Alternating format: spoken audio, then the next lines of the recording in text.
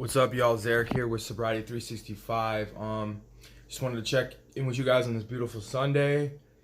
Things have been going good for me.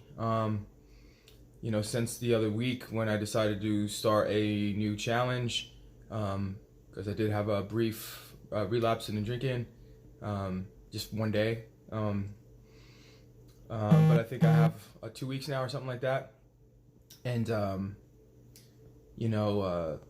I just want to talk to you guys a little bit about, spontaneous sobriety, and when you truly when I've got to the times where I'm at now, where I truly get to the point where I really believe that alcohol or any type of drug or anything like that, whether it's like weed or something like that or anything like that, that you may use, or some people use ecstasy and shit like that. I never did that, but, once you really believe that those things have no benefit, a lot of times when I used to drink, I thought that it made things funner and this and that. But, last night I went out with a couple of my boys and I was DDing, and they're not really sober right now, and they're kind of just, active in what they're doing. And, I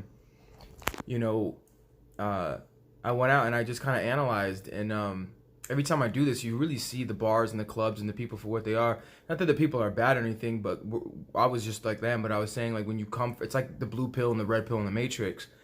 And you start to see what you see when you go to the clubs. You just see a lot of people at their worst state. Their inhibitions are gone, therefore they're not making really good choices. I saw a beautiful girl who like good-looking young girl who probably doesn't really party, who's out with her friends, and I swear she got roofied. And I saw her literally 1 minute fine, just drinking a beer, and then I saw her blacked out, and they had to drag her out. And I'm like, this shit happens so much at these clubs, man. People are doing weird shit. There's you may be a good person, but don't be a fool. Not everyone is a good person. There's a lot of evil people out there, malicious people out there who are just have broken souls, and so you have to be very vigilant when you're out in those places. And it's terrible. A lot of guys will go there because they want to get laid or whatever. But there's so much competition and stuff there that you're not gonna find much. You know what I mean? You're not gonna really find much there.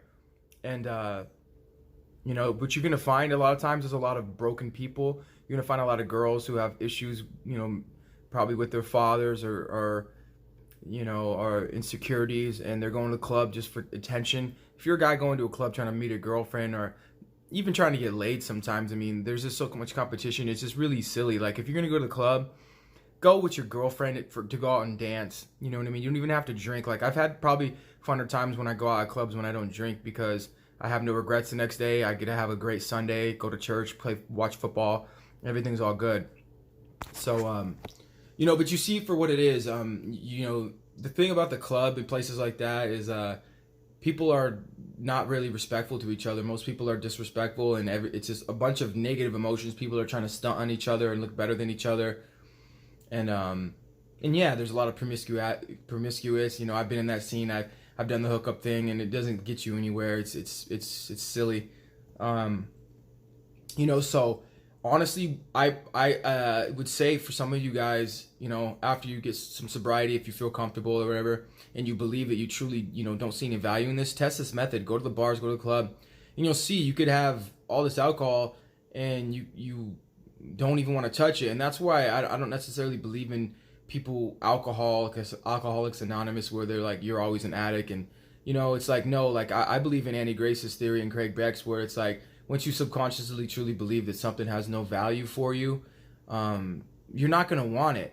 Now, I mean, that's just for me. I don't know, maybe the AA there's people that really, even if they subconsciously don't want it, they're still going to be addicted to it. But I think with alcohol, after like 30 something days or 40 days of abstinence, the physical addiction goes away. So it's all subconscious and mental. So I know for me, when I first learned this theory, I was drinking. I had never taken over a year off from drinking from, the age of like 24 to 26 or 27 when I was drinking my most. And I literally got sober for 7 months. But as soon as I started slipping in a theory and I started thinking that drinking had a benefit, I started drinking. So the real key, y'all, is just like really believing that there is no benefit. And there really is no benefit in the long term. Yeah, you might drink and you'll get numb for a minute, but like there's no benefit afterwards. Your body just hates it. And when even just getting 2 weeks sober again now, like I feel amazing. Not mention that I take care of myself, I eat very healthy, and you do the right things. And you're gonna feel good. You know, so, you know, with that said, I just wanted to make this video just to remind you guys, like, you know, there really is no benefit to drinking, and to understand that you can quit, and it's easier than you think once you get your mind into it. So take care, leave some comments, let me know what you guys think.